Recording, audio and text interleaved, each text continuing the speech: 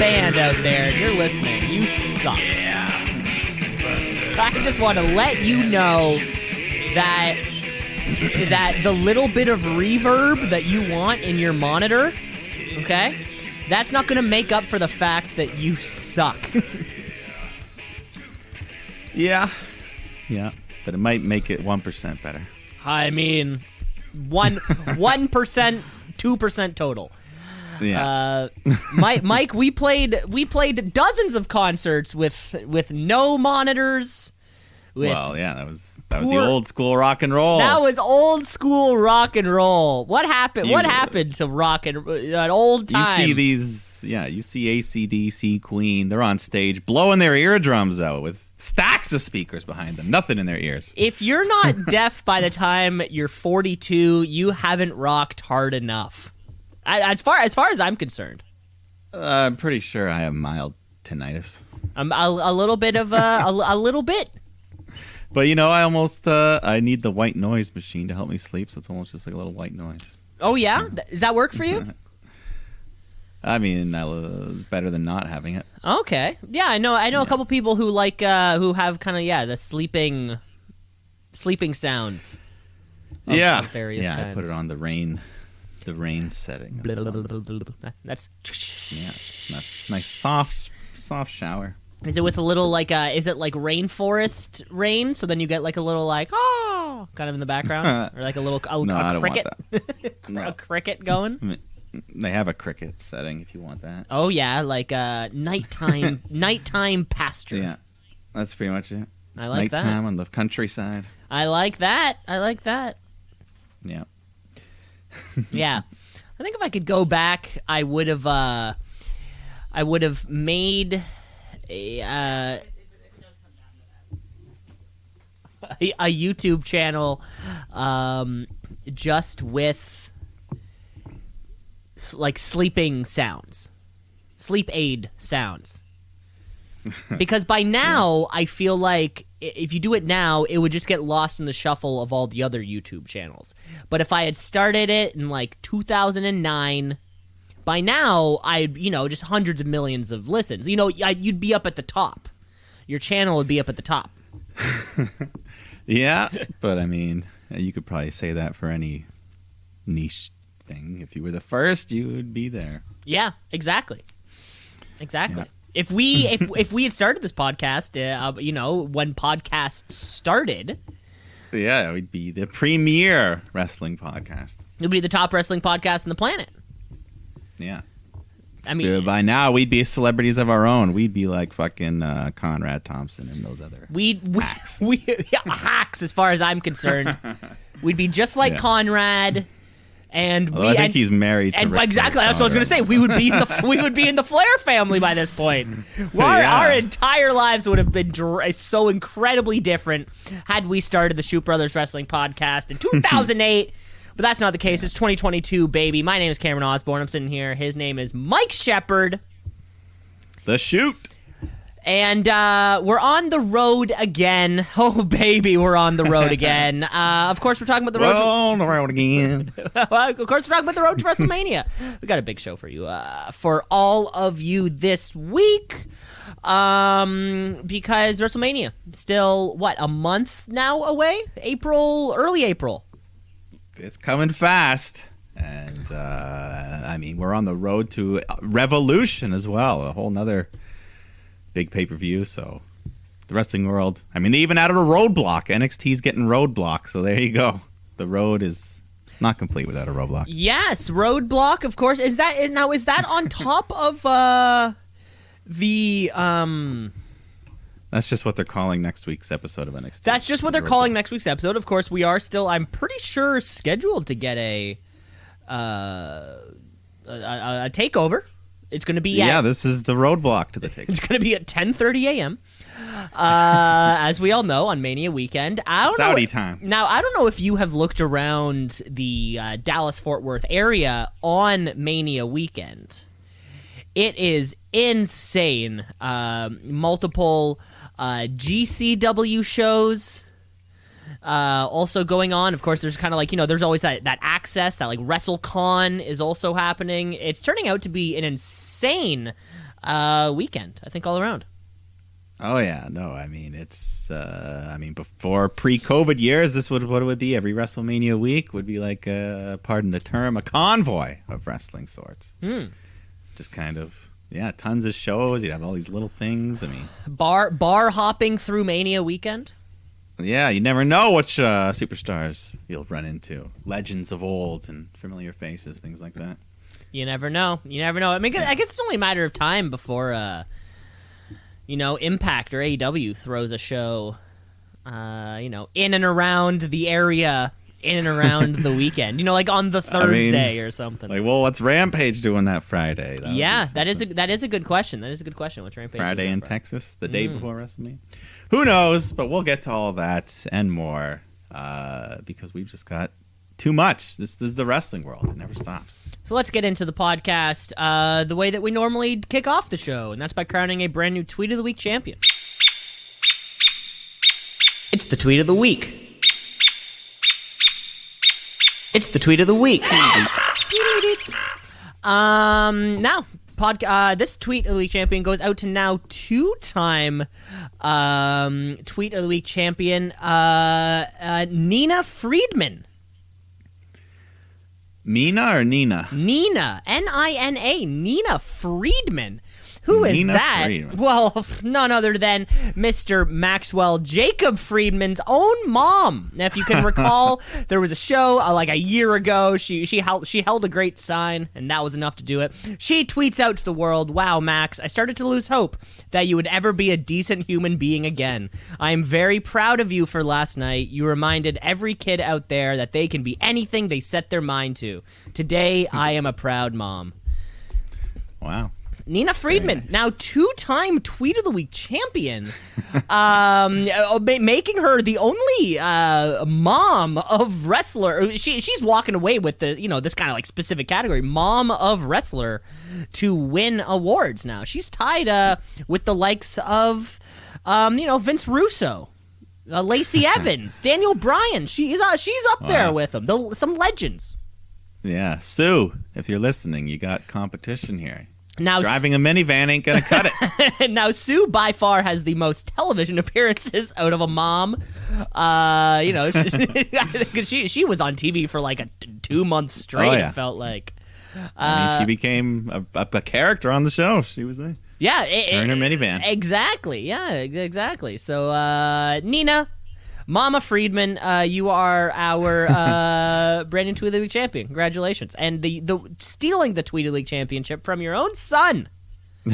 Your own flesh and blood. Keep it in the family. Keep it in the family, right? Congratulations to everyone. So let's get into our wrestling week then, shall we? Let's get into... So we had our last show on Friday. While wrestling action was happening. So let's get into some WWE action. Of course, we're talking about some Smackdown Live. Okay, folks, it's Friday night. It's time for Smackdown Live. It used to be on Tuesday, but then I think it was on Friday before, though. No, wait, we used to film it on a Thursday and then release it. It's just Smackdown Live. Yeah, was this... I guess this was coming off Elimination Chamber for them. This would have been the fallout from the Chamber. Yeah, so we got Michael Cole in the ring to interview Ronda Rousey, who gets a huge reaction from the crowd. Tons of cheers, chants. She kind of talks about her 3-year break from WWE, which that flew right by. 3 years, 3 years. Shit, we've been doing this show for a long time then. Yeah, but in that time, she had her daughter, and she got herself back into shape, ready to come back, win the Rumble, and now she looks forward to tapping out Charlotte at WrestleMania. So Flair comes out to respond and just says, "Nuh-uh, I'm going to tap you out." And Sonya Deville, she was standing there. She cheap shots Ronda from behind, but Rousey's able to toss her away, and Ronda stands tall at the end, and afterwards, backstage, Adam Pearce tells Sonya, "Enough of this shit. Next week, you're fighting Ronda, one-on-one." Ronda. A bit of a clunky open for me, just because I feel as though Ronda Rousey's not quite there on the microphone. And taking all that time off, maybe we forgot. that, you know, and I think being a heel, I've never done this in my life. I feel like being a heel has to be easier than being a babyface. I've never done it in my life, and I could not tell you if that's true. But I feel as though, you know what I'm saying? It must be easier to get people to hate you than get people to like you. And for she's the baddest woman on the planet inside the ring, no questions asked. But manager maybe.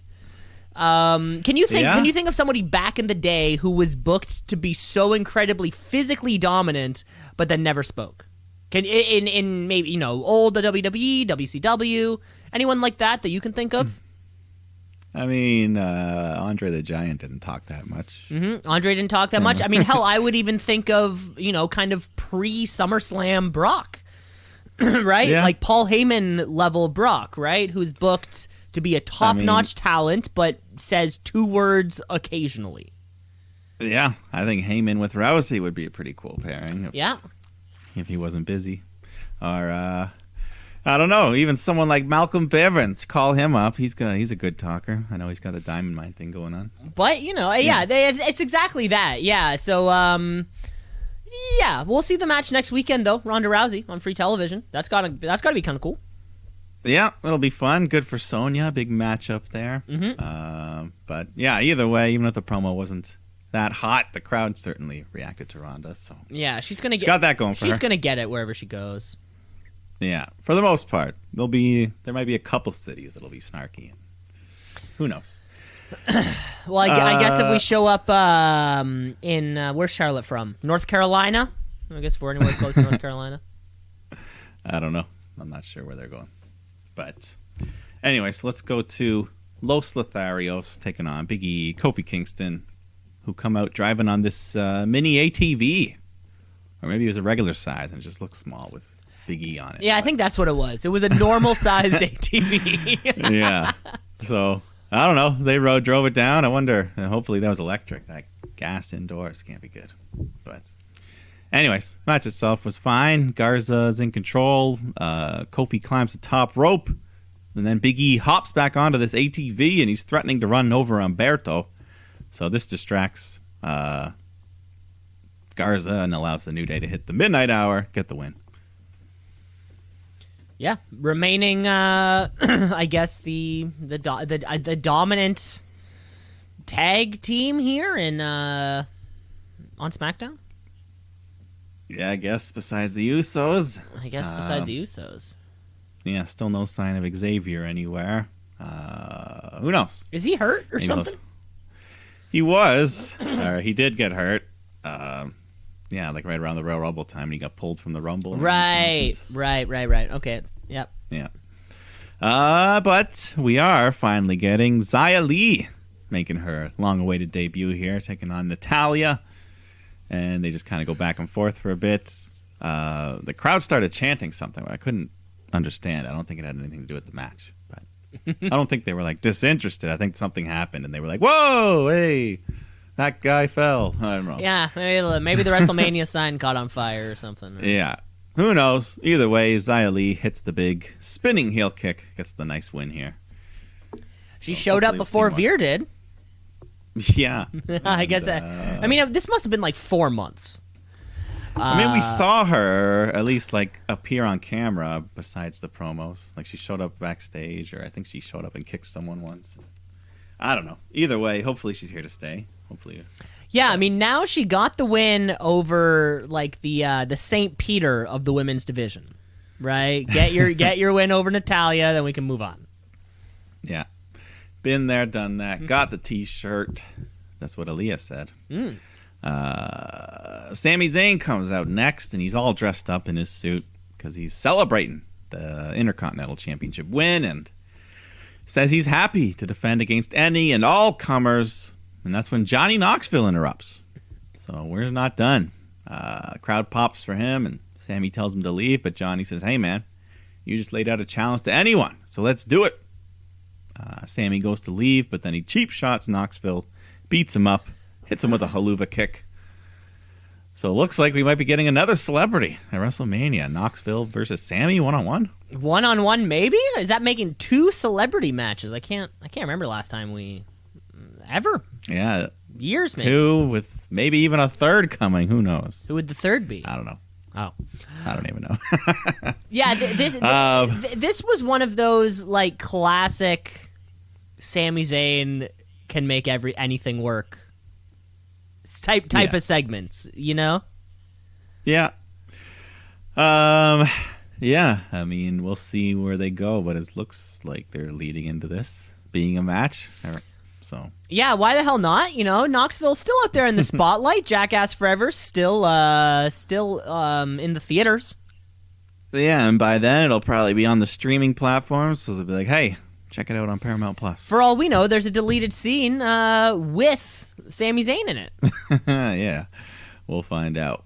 But after that, we got Sasha Banks taking on Shotzi, who we go way too long between appearances here, and poor girl didn't even get an entrance. I don't even know if the tank exists anymore. She got the jobber entrance. I think this may have been. I don't quote me on this. This may have been the first time we've seen Shotzi since the Rumble. Maybe. Yeah.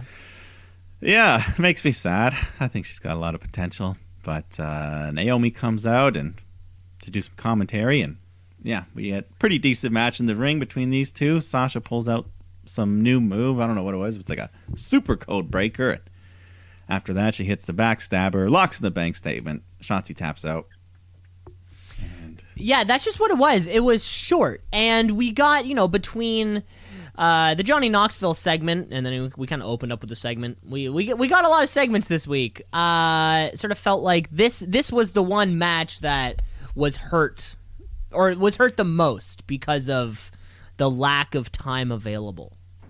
Yeah. Yeah. No, this is the match that I would have wanted to have the most time. Yeah, give him 10 minutes. Let him have a fun match. Because also right now, Sasha's got no plans, really? Well, right after the ring, or right after the match, Naomi jumps in the ring and says, "Hey, Sasha." She doesn't even say it. She's just like, "Hey, guys, you're looking at the next woman tag champs." And then my mind immediately... So I'm watching this match, because, 2-minute squash-ish. You're like, okay, you got nothing going on. What was the point of that? And then I guess the point was so Naomi can book her and Sasha into a tag team championship match. And then, my mind is doing these mental gymnastics because I have to go, wait, who are the champions again? Wait, I have so many oohs and ahs and ums. In one, and the whole thing was 3 minutes. It wasn't even that long. Yeah. The thing with Naomi just kind of popped in. I guess they weren't even sure. Sasha was injured for a little bit, so they couldn't really make any big plans for WrestleMania. But tag title match, make those belts relevant again for a month, maybe. I don't know. Yeah. Hopefully. God, it feels like what are their names? Vega and Carmelo. It feels like they've been the champions for. Since October, November, something really like that long? Shit. I don't know. Shit. Something like that. Yeah, anyways, who knows? I feel bad. Shotzi, she was owed a tag title shot she never got. Her partner, Tegan Nox, got released. So maybe she'll find it. She got an opportunity? I don't remember that. They won a match they were supposed to get a shot and they never got it. Wow. Back when the champs were someone else. I don't remember. So long. Doesn't matter. Drew McIntyre up next to take on Happy Corbin, who is apparently undefeated, they're telling me. I guess this since he's called himself Happy. As Happy as undefeated? That's what they're telling me. That's what someone said on commentary. But before the match can even start, he just grabs a microphone and tells Drew, "Let's save this. This is a WrestleMania-worthy match." Then he talks about Madcap and says that man is an inspiration. After that terrible landing from Saudi Arabia, he continued to fight. You deserve this rematch. But then Madcap's like, "Bro, my neck." But him and Corbin just beat up Drew, and we ended up getting Drew versus Madcap. And yeah, Moss is just selling his neck the whole time, and Drew picks him up, teasing that Alabama slam, the very move that almost killed him. But Corbin makes the save. Drew regains control, looks to hit the Claymore. Corbin jumps on the apron to distract him. Moss pokes Drew in the eye, hits a big DDT, but eventually Drew hits the Claymore anyways to get the win. So, yet again, he's defeated Madcap. Yep, in a much anticipated rematch, I'm sure, to some. but yeah, but I guess that means that Drew McIntyre and Baron Corbin is the Mania match. Why does it feel like every single Baron Corbin feud is stretched out for months and months? Like every single one. I swear he's never had a short feud. Yeah. And I mean, Drew McIntyre, this whole thing, I think he's just been kind of sucked into, and I don't know. That's your WrestleMania feud. I'd be a bit disappointed if I was McIntyre. Well, yeah. I mean, I'm still thinking, it's like the plan is, or rather, if he's here on he was brought over to SmackDown probably for a reason, probably to eventually challenge Roman Reigns. Yeah. And kind of post-Mania into SummerSlam, that kind of thing. Yeah, that could definitely. Do I think he stands a chance? I don't really know. That being said, I think they want to keep him like kind of hot and in our minds. I just think this feud is not hot, no matter what. Very few Baron Corbin, very yeah. few Baron Corbin feuds are hot. So yeah, it checks out. I mean, maybe they'll add a step. Who knows? I mean, I was cold going into that last match, and it gave me a moment I'll never forget. Oh, yeah. I mean, Wrestler of the Week, Madcap Moss. Yeah, for unfortunate reasons. But anyways, let's move on. We've had enough of that feud for this week because we got Adam Pearce in the ring with a bunch of security. We're doing the contract signing for what they are calling the biggest WrestleMania match of all time. That's what's on the poster, those words. Which, I mean, there have been some big ones, too. Yeah, I mean, we've had the greatest wrestling match. That wasn't on WrestleMania, but that was just the greatest wrestling match. This is the biggest wrestling. Yeah, I don't know what's the difference. Hopefully, they'll tell us. Well, title versus title, I guess. We've never had the Universal title versus the WWE title. We've had other world titles, but anyways, Bloodline come out. Reigns and Heyman cut their promos, talk about the main event, saying this is bigger than Hogan versus Andre, bigger than Stone Cold versus Rock. So big that they actually had to go to commercial in the middle of the segment. And not just one, two. Yeah. Two commercials. And Heyman was even like, well, here's a cliffhanger. And then they went to commercial. I'm like, it wasn't really a cliffhanger. Especially everyone sitting there in the arena like, fuck. Yeah. So anyways, we come back from the commercial and Cowboy Brock makes his entrance. And he even stops to take his hat off, salute the crowd. Funny little gesture there. A little nod, a little tip, tip of the cap. Tip of the cap. They all chant Suplex City. He just cuts a quick promo, threatens everyone with some ass kickings, signs the contract. Roman signs after, leaves the ring. And then he tells security, get him. And all the security guards try to attack Brock, but come on. He just swats them away like flies. 8 men at once, no problem. Well, I mean, hey, he did 4 professional wrestlers in the chamber. So these security lackeys, they're nothing. What do they expect? Yeah, not much there. But that's how you end your SmackDown. Brock Lesnar standing tall. And this was an awkward episode of SmackDown. Was that just me? Just the whole episode felt like not as good as it could have been. Especially Brock didn't come out. Brock didn't come out until 9:50. He came out with like 10 minutes to go left in the show. Yeah. So my biggest takeaways were Xia Li gets the match and the win, which was nice, and I got to see Shotzi, but I wanted to see a lot more. Yeah, but that was you got to see Shotzi lose. Yeah. Oh well. So. That was our episode of SmackDown Live, our Chamber Fallout. Boy, I can't wait for that biggest WrestleMania match of all time. That'll main event night 2, most likely. Title for title. Yeah, we still don't. I mean, they've used the word unification, but I think they'll still keep the 2 belts. And We don't know. We don't really know. I'm sure they don't even know what they're going to do. Yeah. Yeah, I also am very confused about what's actually going to happen there.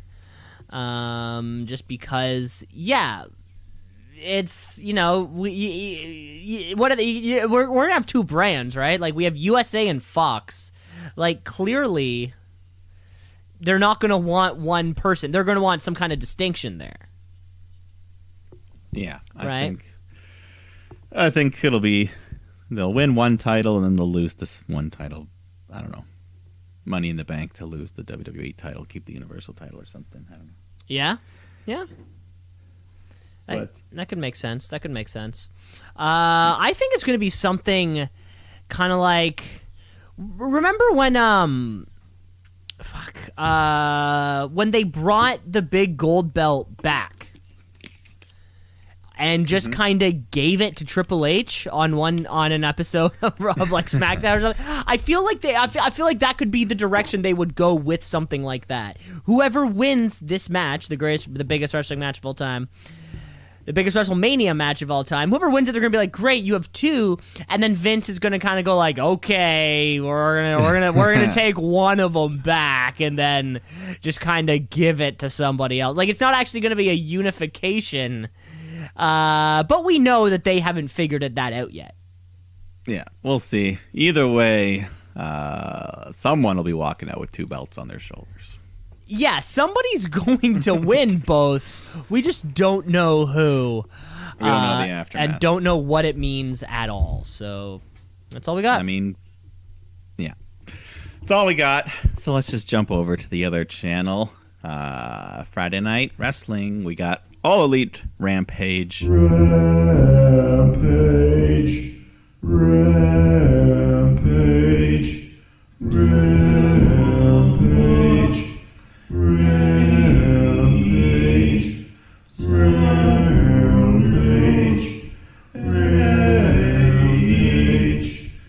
Sammy Guevara taking on Andrade for the TNT title.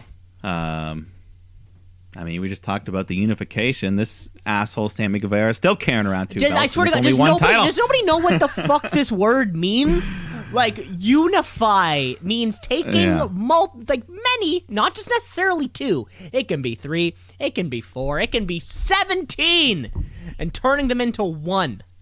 Remember when you were a kid and you would collect little Bionicles, but then if you had all of them, you could picture a Megazord. Okay, if you took the Megazord apart, it is still equally powerful Power Ranger shit.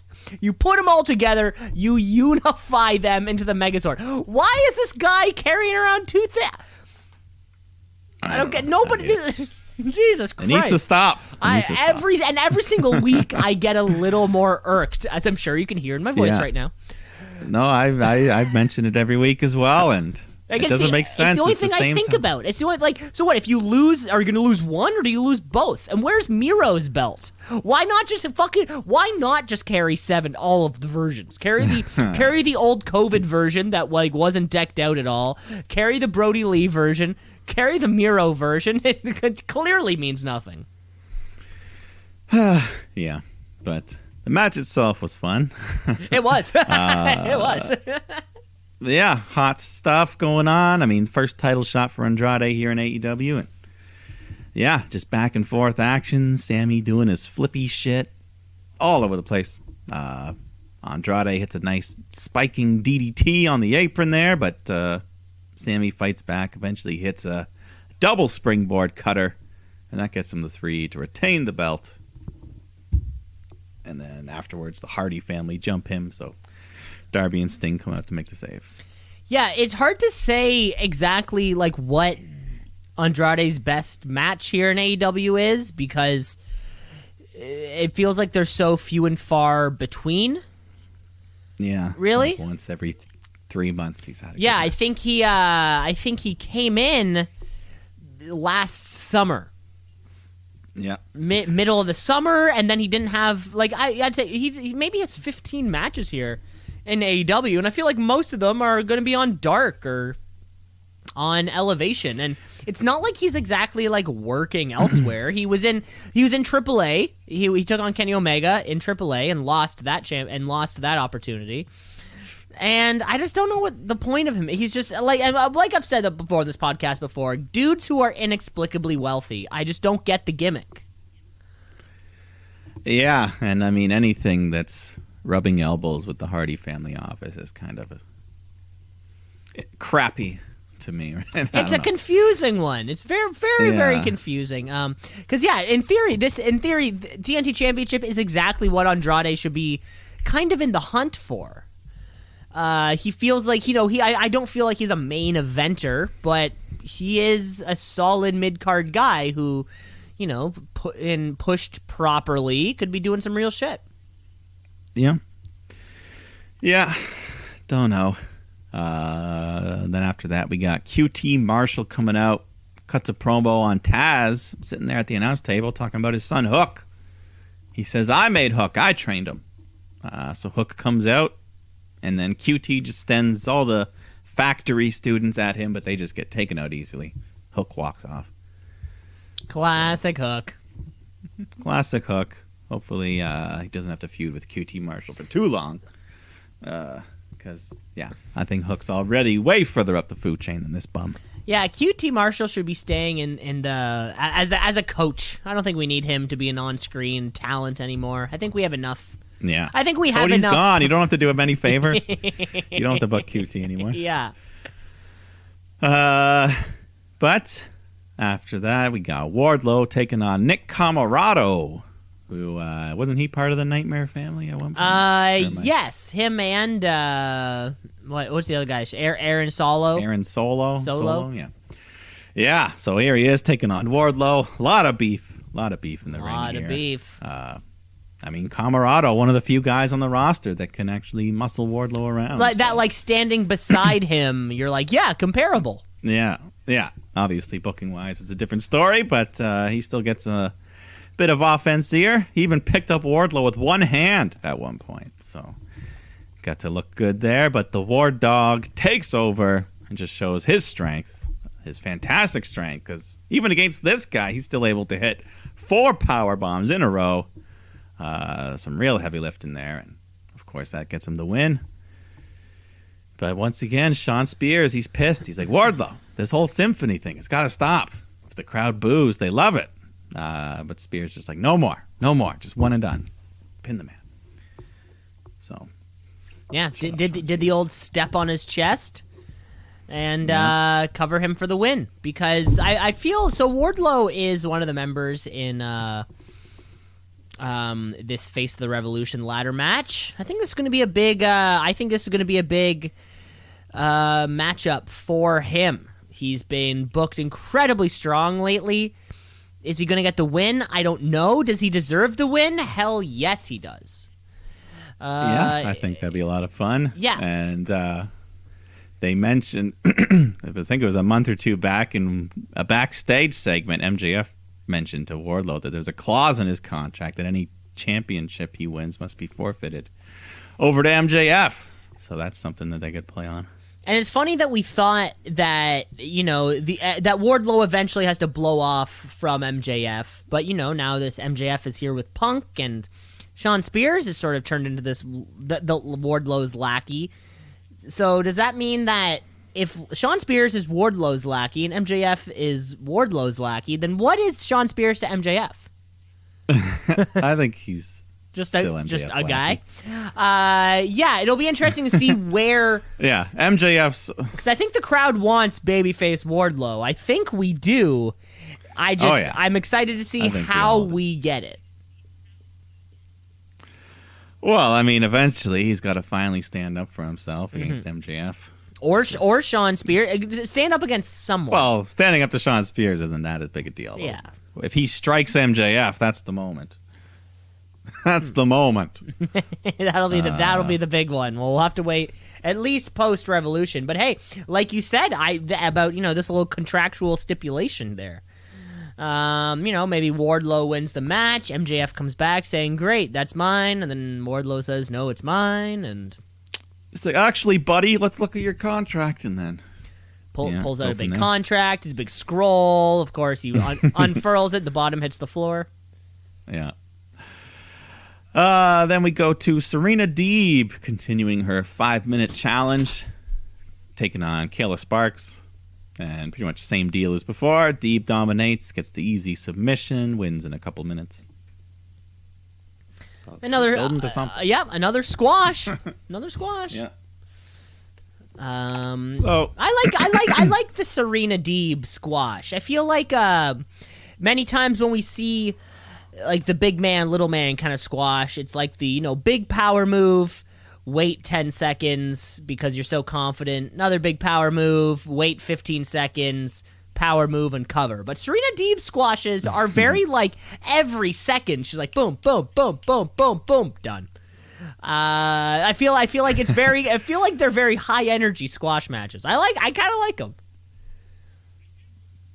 Yeah, I mean, the clock makes it go by a bit quicker, a bit more action packed. Mm-hmm. So, I mean, hopefully it's leading to something. They're building her up a bit here. So, I mean, I don't think she's. I mean, maybe she'll go against Jade for her TBS title. Yeah, that's something. Does Jade Cargill have a date for the dance? Yeah, I think it's Ty Conti. Ty Conti. Okay. But keeping with the women's division here, Thunder Rosa, Britt Baker come out for contract signing for their upcoming title match at Revolution. And Thunder Rosa says, "Let's give the people what they want. A better champion, better than your cheating ass." And then she signs, and Britt responds, says, "You're only relevant when you're with Britt Baker. I made you. I made our lights out match. You may have won, but everyone was talking about me after. I got the shirt. I got the action figure. I got it all. So who really won?" And then there appeared to be some asshole fans in the front row that were just yelling nonstop the whole promo. I don't know if you caught it, but Rosa pointed at them in the crowd, and then Rebel and Jamie Hayter also turned around, and told them to shh. Did the little shush gesture. So yeah, and so of course, so this is Rampage that was filmed, directly after the Dynamite from last week, and we did mention last week's how that was a energetic crowd. Last week, especially during that MJF promo. So yeah, it was a little bizarre. I'll give them that. I think they were just hot. I think they were hot, but I think they were a little. It's like, okay, stop. Let's just listen to the promo for a minute. Because then I don't know, I saw they yelled something at the fan. The fan gave him the finger back, like, fuck you. Anyways. That's not cool. I didn't really hear. Yeah, it's not cool. But luckily we didn't hear them on camera. I think I just saw them moving and yelling. Yeah, because if you're going to yell at... And whether you're at a sporting event or at a wrestling show or whatever, you can't yell obscenities. You can yell like "boo, you suck," but not like "you fuck you." That's too much. You can yell playful jeer. There's a big difference between playful jeers and just being rude. It's a fine line. You're sitting courtside. You might tell LeBron James, "LeBron, you stink. You can't hit a shot." But you wouldn't say, "Go fuck yourself, LeBron James." That's way too much. Yeah. Well, I mean, in some context in wrestling, the crowds chant asshole at you. Yeah, of course. Well, that's the crowd chanting asshole, not two drunk guys in the front belittling women on television. That's completely different. Yeah. No, I know. And that's what it seemed to be. That's why even the opposing sides, that's what made me notice the fact that Rebel and Thunder Rosa were both looking at the guy and like, "Hey, shut up." Yeah, hey, who the fuck are you? So anyways, yeah. We got through it, though. Baker says, "Your ass was busy wrestling on YouTube while I was building this company that you were praying to get signed to." So, anyways, Baker signs the contract. Rosa attacks her. But then Britt's goons take her out until Mercedes Martinez runs out to help Thunder Rosa.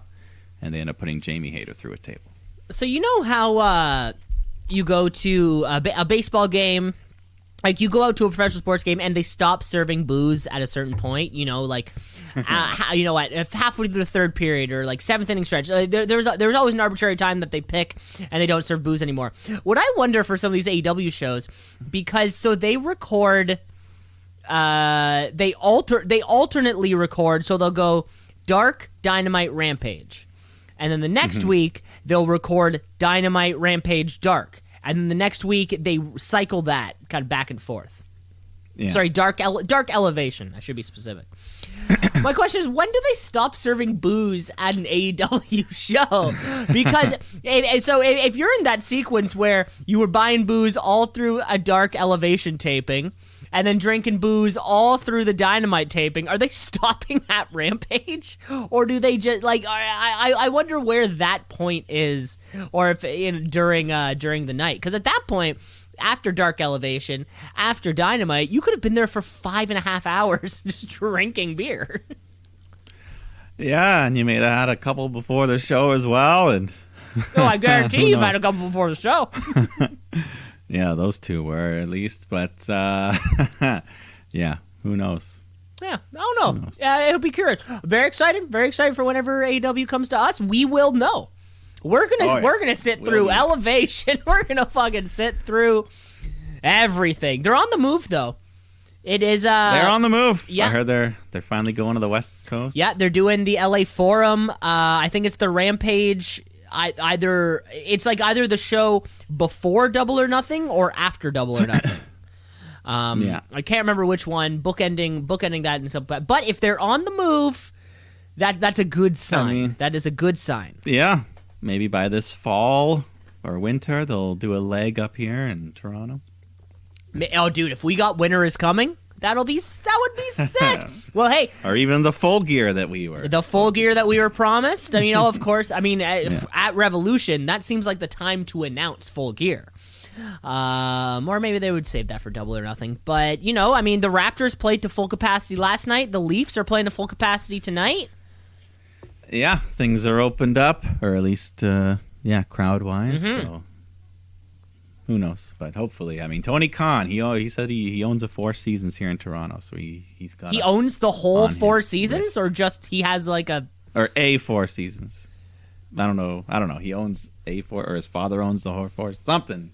He has some sort of connections with Toronto. He likes the city. Someone owns something. Top list. Yeah. Anyways, let's get to the main event of this Rampage. You had Orange Cassidy taking on Anthony Bowens, face of the Revolution qualifier. Max Caster does his rap entrance, which apparently had to be edited to get rid of a Putin line, the Vladimir Putin line. Oh, is that so? Not the first time. He's had to be edited a couple. I did not know that. I did not know Yeah. that. No, it's apparently it wasn't like anything. It's Max Caster who gets edited. Yeah, sorry, he was the one. Yeah, I don't think it was anything like offensive. It's just like, don't even bother bringing it up. Right. Don't bring it up. Okay. Anyway, so he does the entrance, throws the microphone at Orange Cassidy, says, "Yeah, what you got?" So Orange Cassidy picks up the microphone, just says, "Yo, okay, listen." And then he holds the mic down at his foot while he does his little soft kicks, and then the match starts. He's got his hand in his pocket, still one hand on the mic, and he just starts doing his moves, drop kicks. And then he just says, "Word to your mother," and drops the microphone down. Big pop. Huge Yeah. pop. The rare dialogue from Orange Cassidy. Yeah, we always love it. I still sometimes get a chuckle from that when him and Jericho had that debate hosted by Bischoff, and then some question comes out about climate change, and then Cassidy goes off. Cassidy, fucking love him. Oh yeah, he got it. The perfect answer on that one, on that debate, and he was doing well in this match here. At one point, Bowens pretends he's hurt, so the ref checks on him, and then Caster just chokes Orange Cassidy with a chain, dragging him around by the throat. So Bowens takes advantage, gets some near falls, and that's when Danhausen shows up once again, just to stop the interference and does his little curse thing. And then back in the ring, Cassidy hits the orange punch, gets the win, and punches his ticket to Revolution. To be a part of that ladder match, he's gonna have a hell of a time. There's a lot of beef in that ladder match. Maybe him and Ricky Starks are gonna have to team up or something. Yeah, who knows? And we've still got the intrigue of the mystery opponents, and Yeah, either way, going to be a lot of fun, the ladder match. I'm assuming, are they going to hang that giant gold ring again? Are they going to have something else? Yeah, hopefully. The brass ring, I mean. I don't know, I thought it looked kind of silly, but whatever. Well, you need something to grab. It can't just be a briefcase like it always is. No, it doesn't. I don't know. It could be a mask because it's the face of the revolution. I like that. That's a good idea. Now, that's not a bad idea. You have to put on the mask to win, so everyone's fighting over the mask. Okay, not a bad idea. But that was it. That was your Rampage. That was our Rampage, and that was probably the first half of the show. Should we take a break here? Yeah, let's take a break. We're going to take a break and come back with all of our Monday Night Raw action. Of course, we're talking NXT, and then we'll talk a little bit about the Revolution card.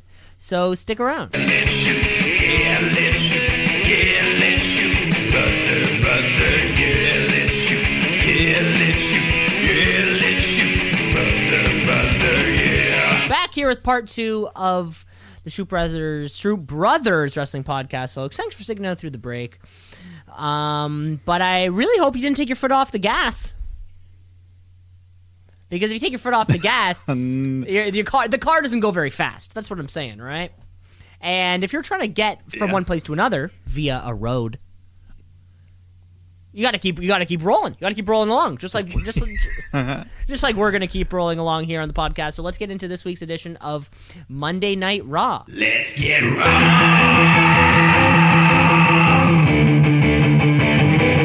Let's get raw.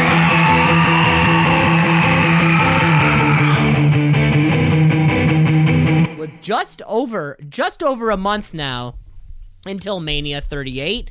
Of course, coming out on the 2nd and 3rd of April.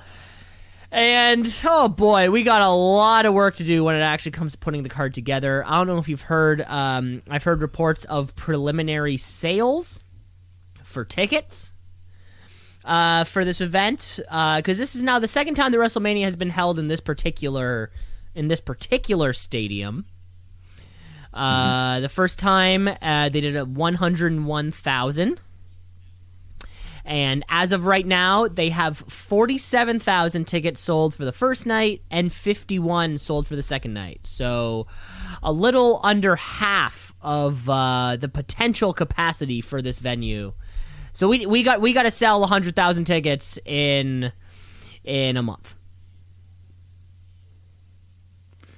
Yeah, I think, they still got those. I mean, we haven't announced them yet. Stone Cold Steve Austin in Texas. That's probably gonna drive a couple. Okay, and I've 10 or 20,000 tickets. And I was thinking about this, and I was meaning to really ask you. Just I don't get it because let's say Mania's coming right to your area. You're buying tickets, right? Hell yeah, Mania's coming to Toronto. You're buying tickets. But what would have to happen for you to not buy Mania tickets for then there to be a reason? Like, for example, WrestleMania is coming to Toronto. I say, Mike, tickets are $15. Whatever, it doesn't matter what the fucking price is. Tickets are now.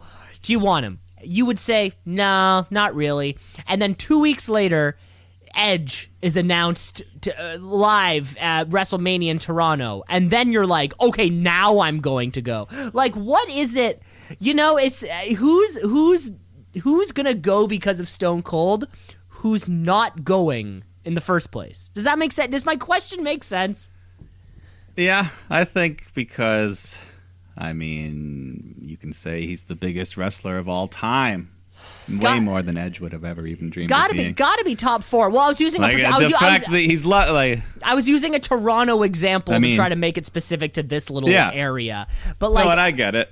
I guess my thought was who wouldn't be going to WrestleMania already, and then Stone Cold would be the icing on the cake. I think thousands of people. Really? But I just want to get in. I mean, there are people who are there. I want to get in there's people their who aren't going to buy a mindset. ticket until the weekend of. That's a good point. I just want to get in their. I mean, we can't mind. understand. Yeah, like what are There are people who voted for Donald Trump. We can't understand the world. Yeah, I just wonder, like, what are these people thinking who are like, no, I don't want WrestleMania tickets, and then they find out they find out, Stone Cold's gonna be there. It's like, great, there's still 9 other matches you're gonna have to watch that presumably you don't care about because you didn't buy tickets in the first place. You're buying tickets for the one 13-minute match, and then you're still gonna have to sit through 7.5 hours of everything. I don't know. I just want to talk. I guess divide it 4 or whatever. I want to talk to these people. They only have to buy one ticket. One ticket. If you know what night he's wrestling. If you know which night, but you know what I mean. I want to talk to one of these people. I mean, there are people that go to music festivals that are days long just to see one band that plays a 20-minute set. That's a good point. That's a good point there. But we're here on Monday Night Raw, where what do we do? We open. Kevin Owens comes out to kick off the show, sporting his very own cowboy hat, similar to Brock Lesnar. But this one was a little more. This one was sideways. This is a mocking. This was you got it like you won it at a carnival. Yeah, and you've been sitting on it on the car ride over. Yeah. So yeah, just playing on those Austin rumors. He's still just making fun of Texas, but we still only a month to go. Like you said, if they want to push those tickets, you got to at least let people know Austin's going to be there. But who knows? We don't know for sure. It's all just rumors for now. But Kevin Owens' show is on the table here, and his guest is his pal Seth Rollins, and they're talking about how neither of them have a spot on the WrestleMania card yet, but they're getting a Raw tag title shot next week, so that could be their ticket. And they bring out the tag champs, the Alpha Academy, who are sporting their new Shush t-shirts. So Chad Gable's line has made it. He's got a shirt. Got a shirt. He's got a shirt. Yeah. But anyways, they're like, hey, you're not going to win the titles from us. And Gable starts shushing. Owens gives him a stunners, and we get a match. Alpha Academy versus Rollins and Owens. Not for the title. So, I mean, why are they doing this the week before? I don't know. But, yeah. I'm sure they have their reasons. They have their reasons. Owens is throwing his weight around. Some big stentons right on Otis. And Gable gets a hold of him. Hits the huge high-angle German suplex. Big near fall there. Owens lands high on his neck. But he fights back, and then him and Seth just go on a roll. Hit this big combo. Owens does his pop-up power bomb, but right into Rollins, who catches him. Hits the buckle bomb. Owens hits a stunner. And then Rollins caps it off with a stomp to get the win. So really nice finishing sequence there. And pretty fun match. Yeah, it was a funny talk show type segment to kick things off, and then it followed with a great tag match. Chad Gable too, low key, hilarious. Who knew? Oh yeah, who knew? Yeah, he's a funny guy.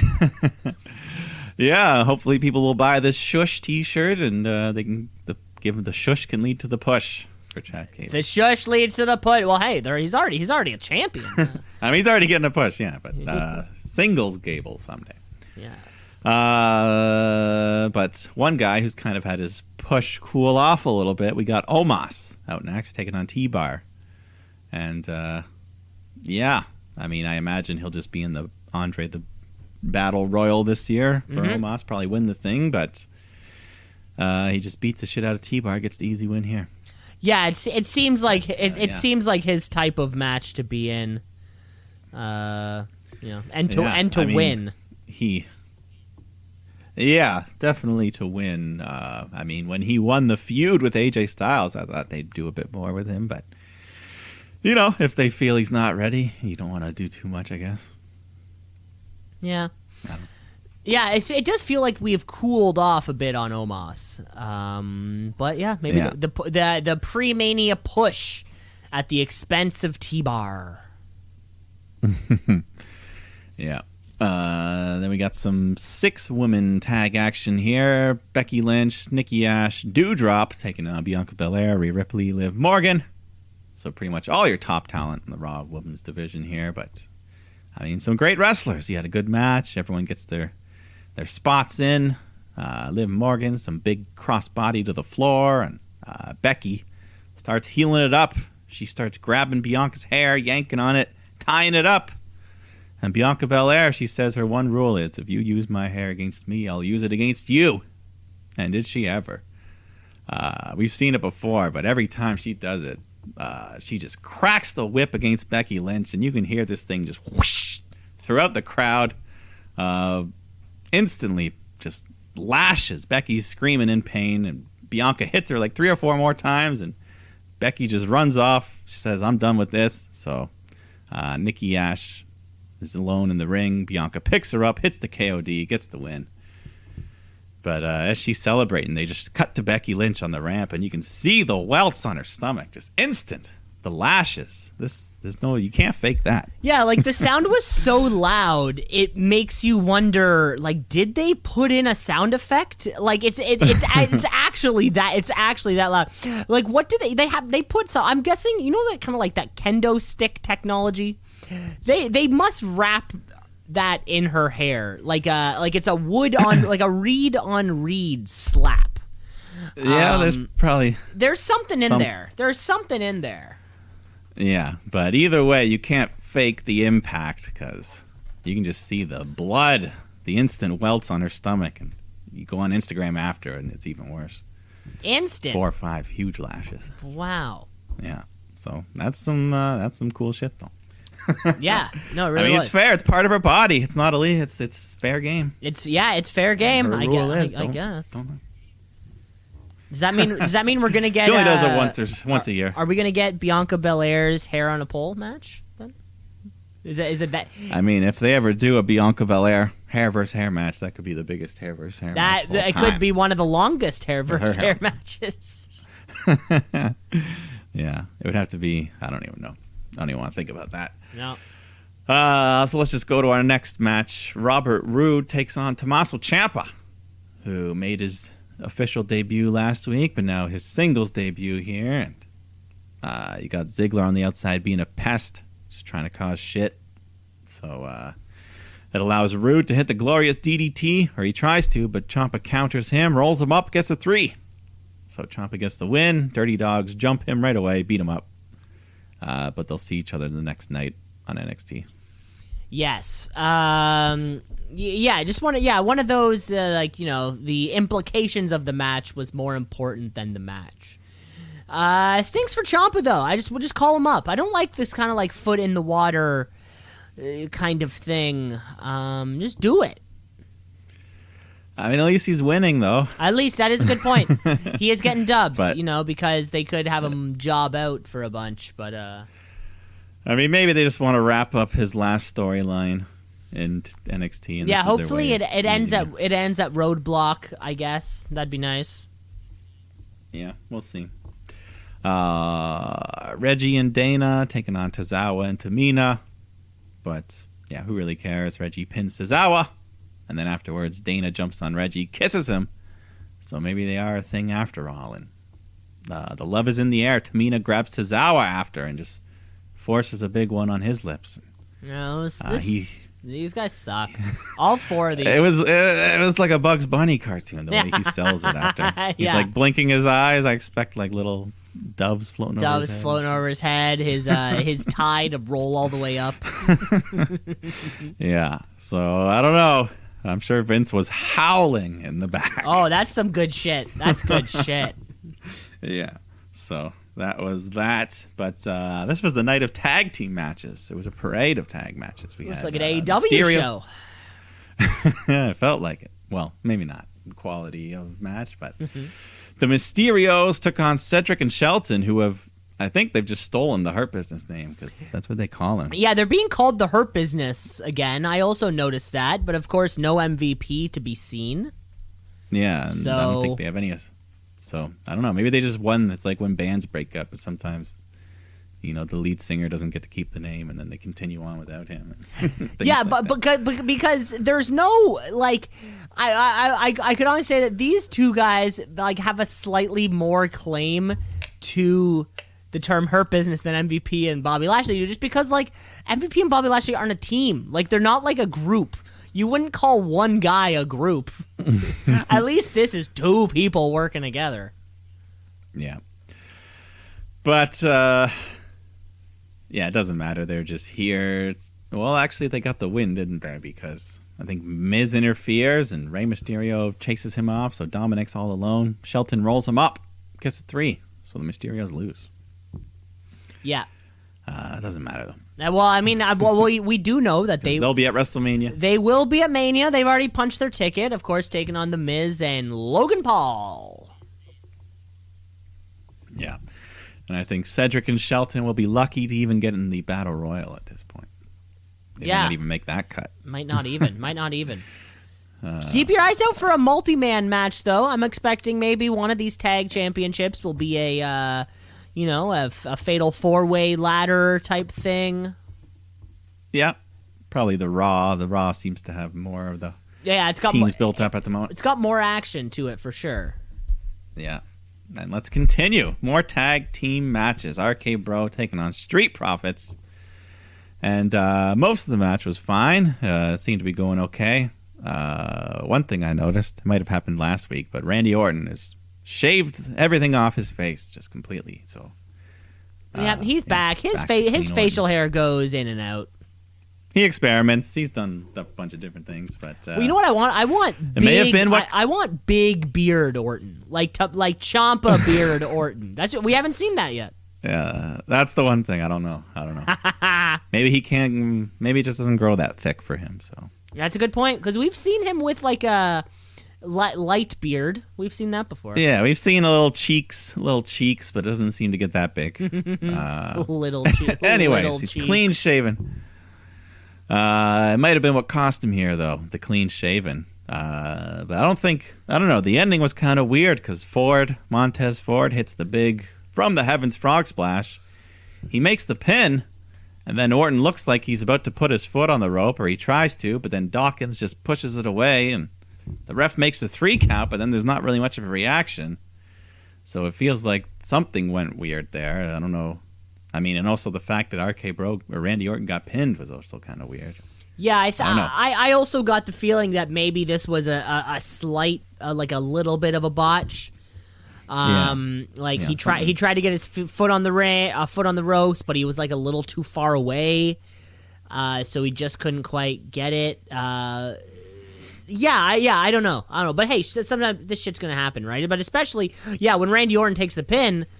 You're like, eek! Oh no! But this was a super exciting matchup. At least out of for a normal kind of Raw card. But yeah, it ended up making it feel very short because of that. Yeah, just a weird ending there, but everything up to that point was pretty good. Yeah, it was.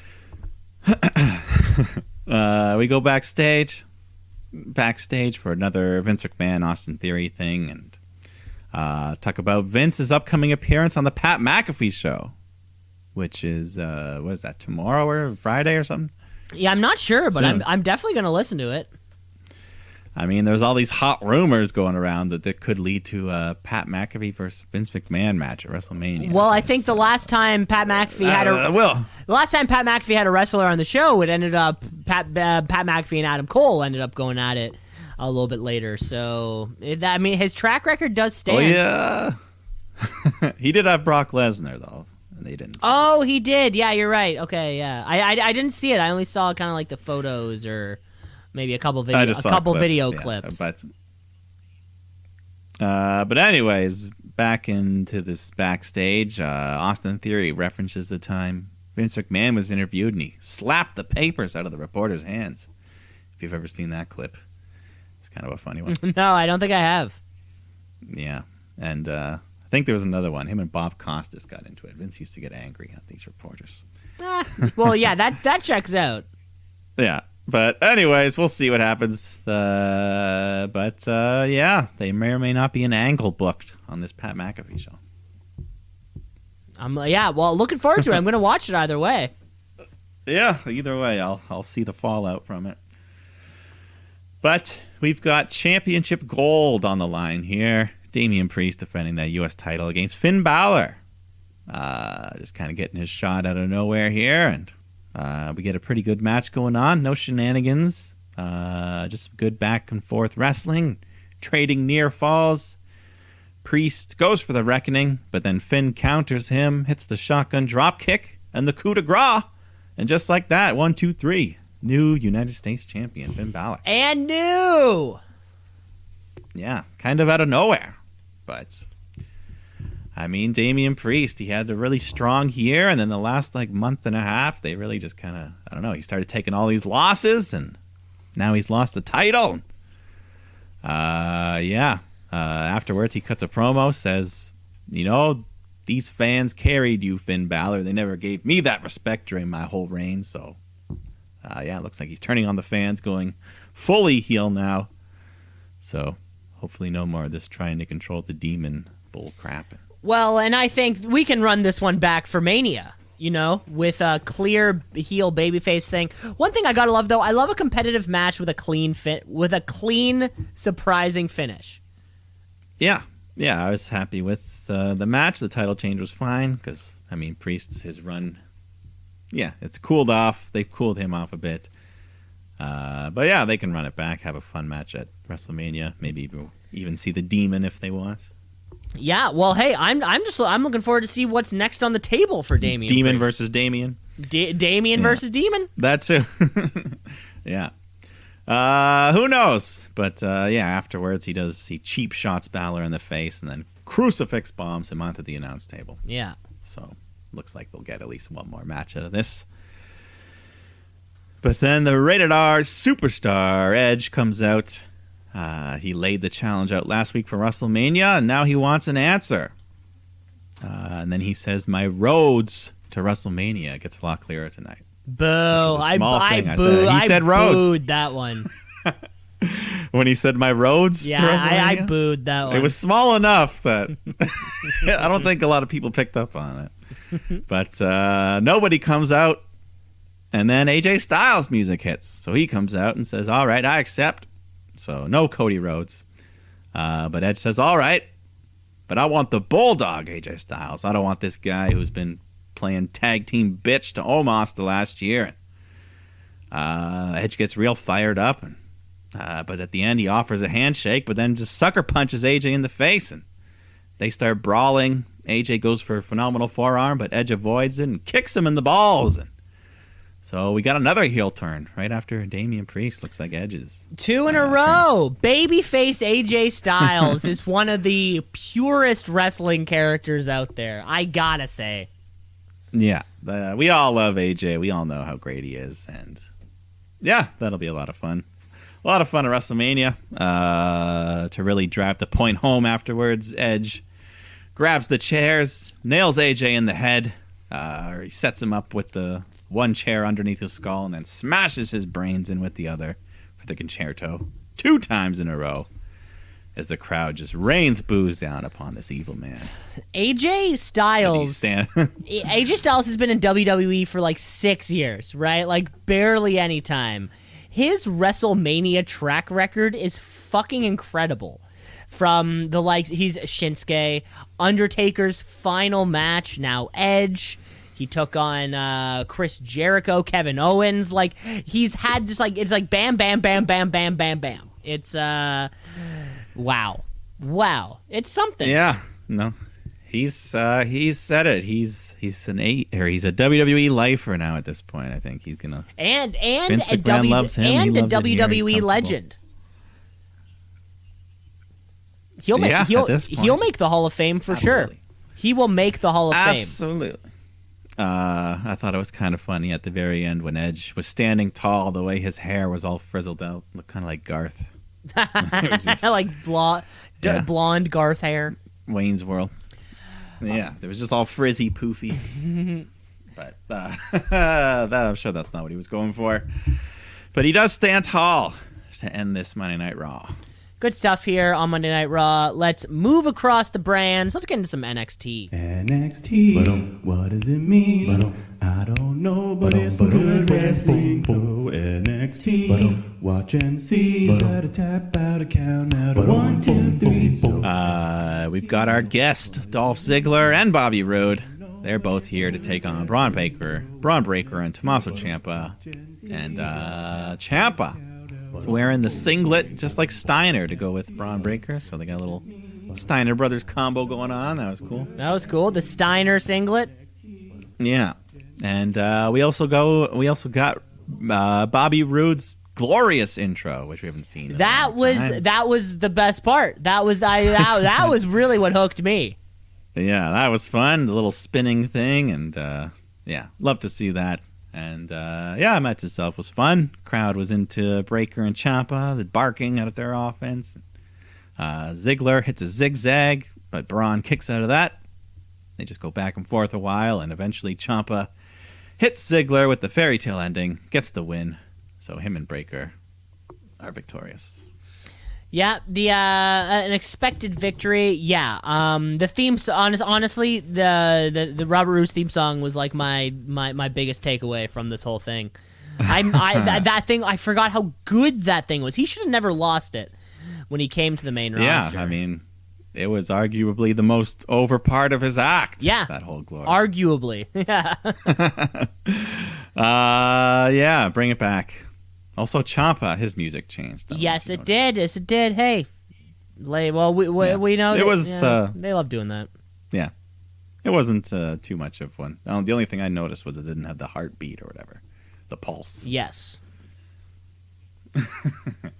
LA Knight comes out next, cuts a promo on Grayson Waller, so he comes out to respond, and well, kind of from the balcony there, and Knight just says, "All right, one more match, last man standing."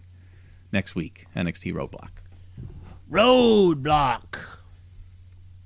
Yeah.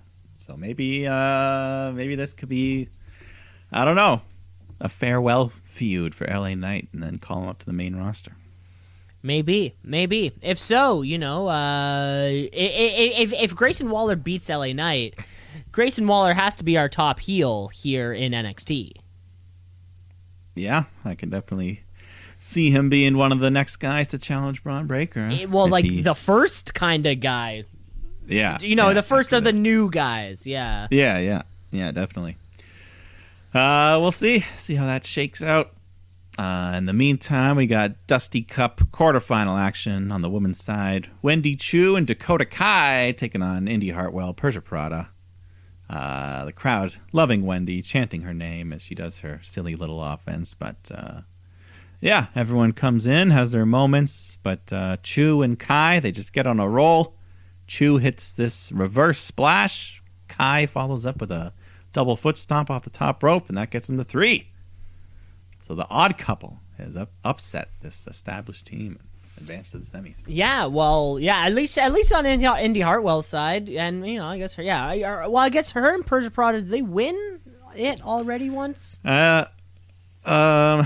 I think it was Indy. It was Indy and Candice LeRae. Yeah. Yeah. Okay. I don't think.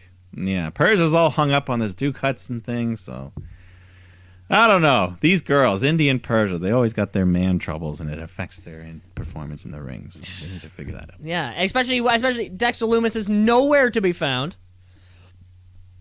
Yeah, he is. I feel like he hasn't wrestled it like a long time, really. Yeah, I can't remember the last time we saw him. Yeah, NXT 2.0 hasn't been too kind to him. Which is crazy because I feel like he would have thrived. Like established gimmick, like a gimmick, like a character gimmick. Yeah. Oh, well, let's go on to Amari Miller taking on Lash Legend. Yeah, not much to say. I guess one unique thing when Legend picks up Miller and just like bounces her head back and forth between 2 ropes. Something unique, and Miller hits a moonsault as well at one point, but Legend puts her away with a big Death Valley spine buster to get the win. Yeah, I thought this one was pretty bad. This Lash Legend is not TV ready. Yeah, she's not that good. No. And apparently, word was after this match for people that were there live, Miller took her a while to get up. They had to get people to check on her, so maybe she was hurt. Really? Maybe that was part of it being bad match, or maybe it was just she got hurt because her opponent's not good, Lash Legend. So I don't know, but that's one of the risks you take when you have exclusively green talent, right? Well, not exclusively, because our next match features the man now called Gunther, even though the crowd still chants Walter at him. But No slouch, certainly, taking on Solo Sikoa. So just a hard-hitting slugfest here. Lots of stiff strikes. The Walter chops. Solo hits a big splash off the apron onto the floor. Then back in the ring, he hits a super kick, goes for the Samoan splash off the top rope, but Gunther avoids it, locks Solo in the sleeper. And as he looks like he's about to put him out, he then transitions into a power bomb, hits 2 of them twice in a row, makes the big pin, gets the win, ending Sikoa's undefeated streak. I'm sure Roman Reigns isn't too happy about that. That's for sure. It was nice to see. This might have been Walter. I think this was Walter's first match since that 6-man tag with Matt Riddle, however long ago that was. Maybe. Yeah, probably. Yeah, it's so weird that, like, Walter is, like, obviously should be NXT champion, but he's not going to be. You know? So it's this weird thing of, like, great, how do we make someone huge and dominant and massive without making them so massive that the crowd starts wondering why they're not in line for a championship opportunity? It's like this, like, very fine line you need to go down.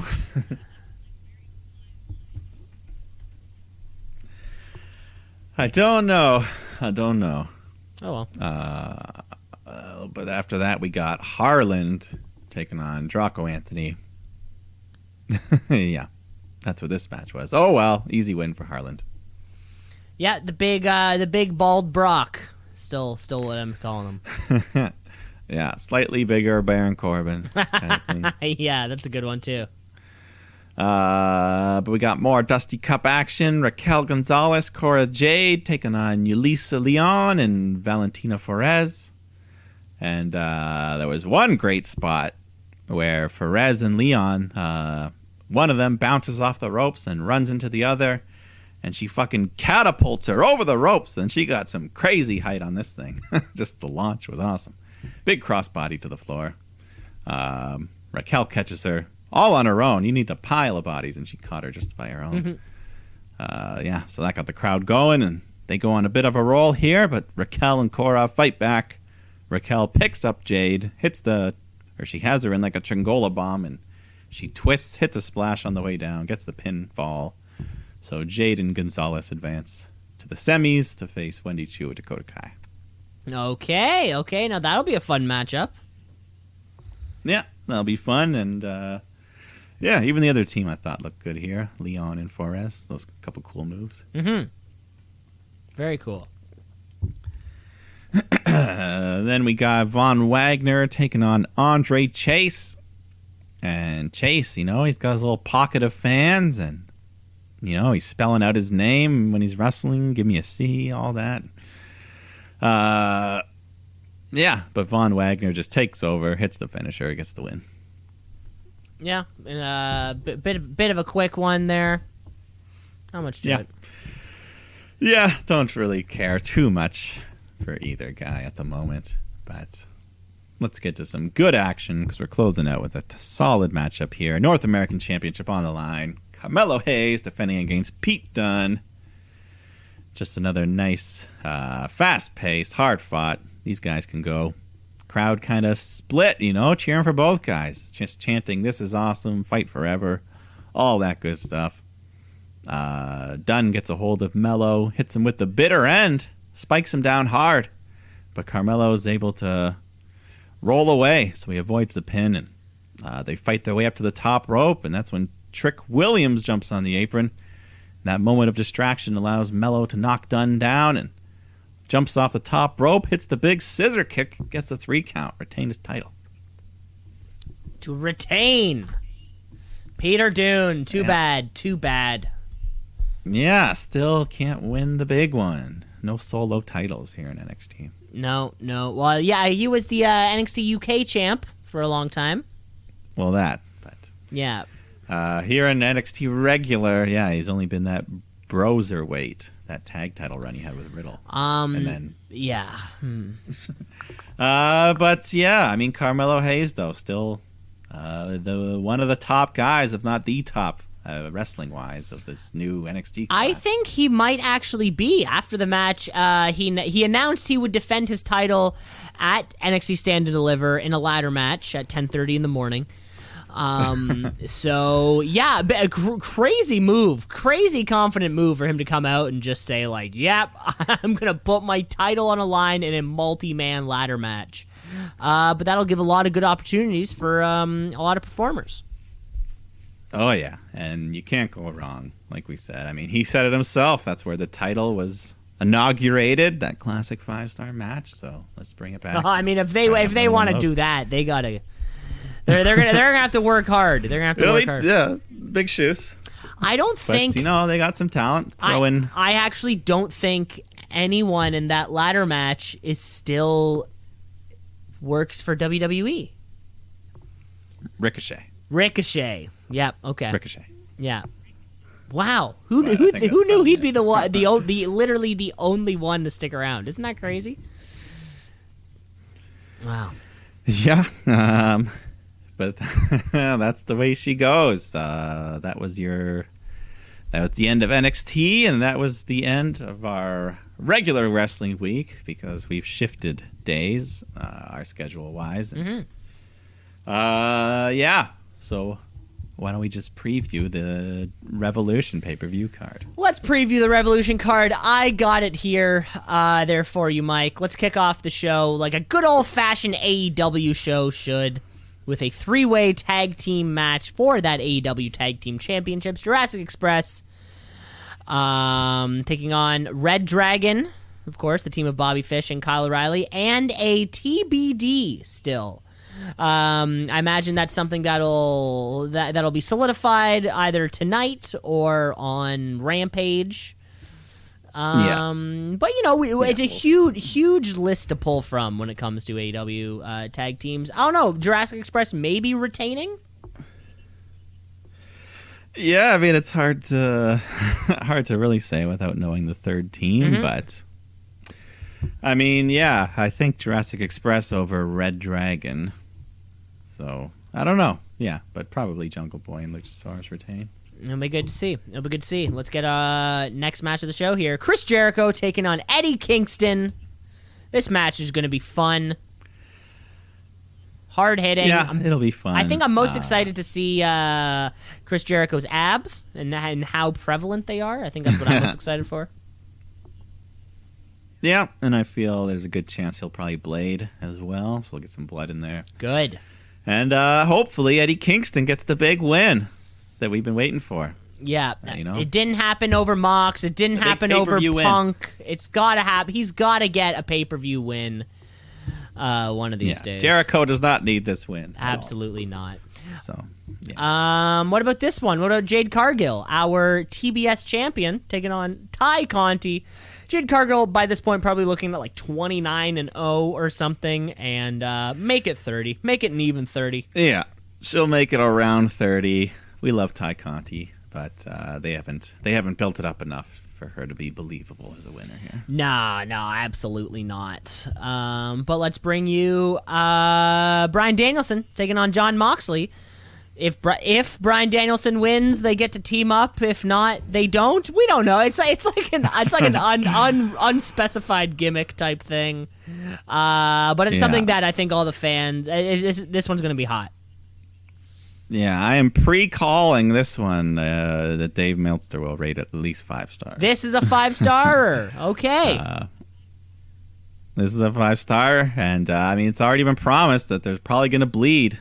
Moxley says they need to bleed together if they want to fight together. So it's going to be a wild one, that one there. No, most certainly will be. Wild thing. So let's cool off a little bit with some 6-man tornado tag. The AHFO. Andrade El Idolo, Matt Hardy, Isaiah Cassidy taking on Darby Allin, Sting, and Sammy Guevara. Probably just give it to the baby faces. But hopefully we can see some good shit here.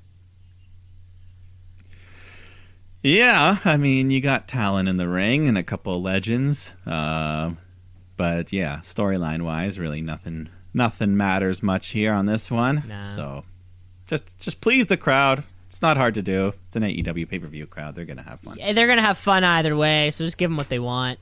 Like the face of the Revolution ladder match: Keith Lee, Wardlow, Powerhouse Hobbs, Ricky Starks, Orange Cassidy, and one more competitor, TBD.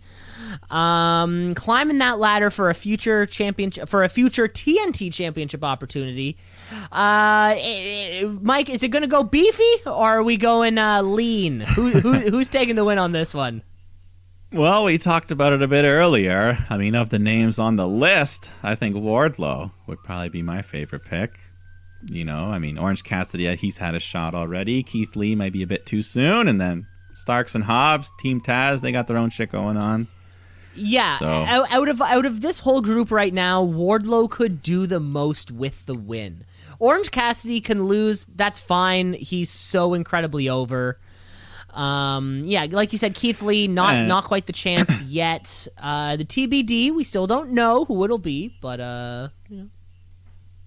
Yeah, I mean, my two names would be, I guess, Jeff Hardy if his 90 days are up, or Cesaro, who has just recently become a free agent, who has zero days. Yeah, so he could just come right in, and the fans would go crazy, big pop for him. So either way, but it could be neither. Either way, we got something to figure out. One name's going to be there. Let's get into some AEW Women's World Championship action. Dr. Britt Baker, DMD, taking on Thunder Rosa, a rematch of one of the hottest matches the company has seen. Is it time for Britt Baker to lose her championship? I'm going to say no. I think you could do it. Yeah? It's hard to say. If she cheats to win it once again, people might be getting tired of that. If Rebel and Jamie just help her win again. I don't know. I could give it to Thunder Rosa, but if Baker defends, I wouldn't be that mad either. Either way, though, big expectations to Phil on that from that Lights Out match. So yeah, I just want to see something on par with that, and I won't care who wins. Yeah, big shoes to fill, like you said. Let's get into two more matches to go. So we have CM Punk taking on MJF in a dog collar match. Now, this is the dog collar match, the strap match is one of my, I really like this gimmick, and we hardly see it ever. I think we had Brody Lee and Cody were in a dog collar match. I remember a strap match between The Fiend and Daniel Bryan. It's seldomly used, but often I find it to be very entertaining. Yeah, should be a great match. I mean, the promo work leading up to this whole feud has been outstanding. And, I mean, this is the blow-off. MJF already got the one win, so if he does it again here, that's pretty much it. I mean, MJF would argue that he got 2 wins. 2 wins, yeah. I mean, you could.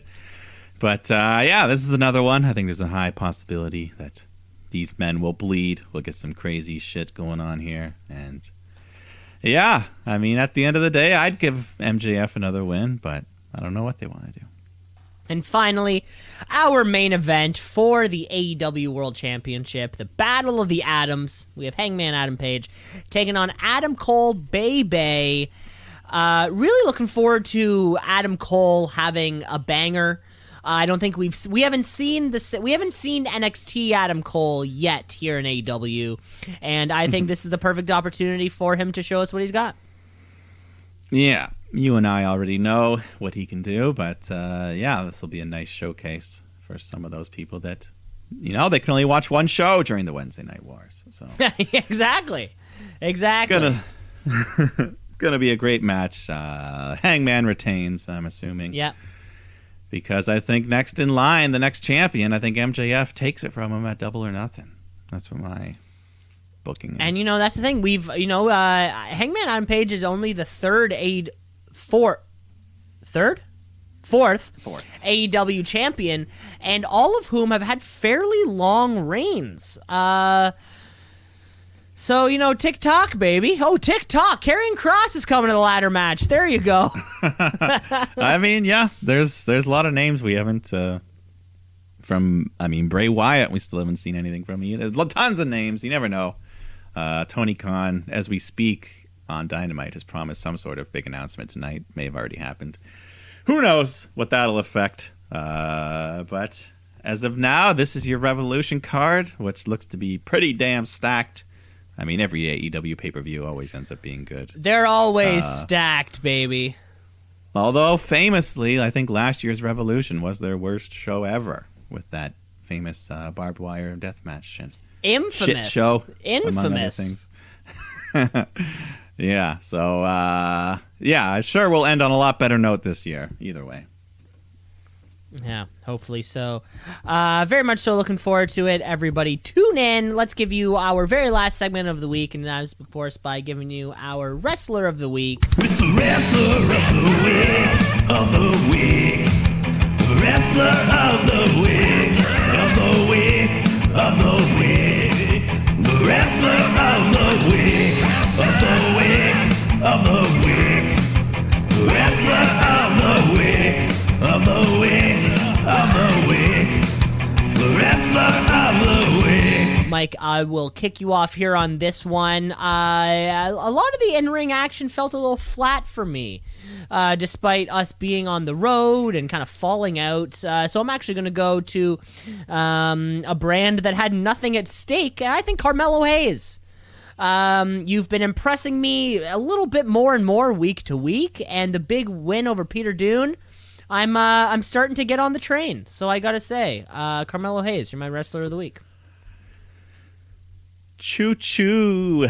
Yeah. Yeah, nothing too crazy. We had a lot of solid matches, but nothing like excellent.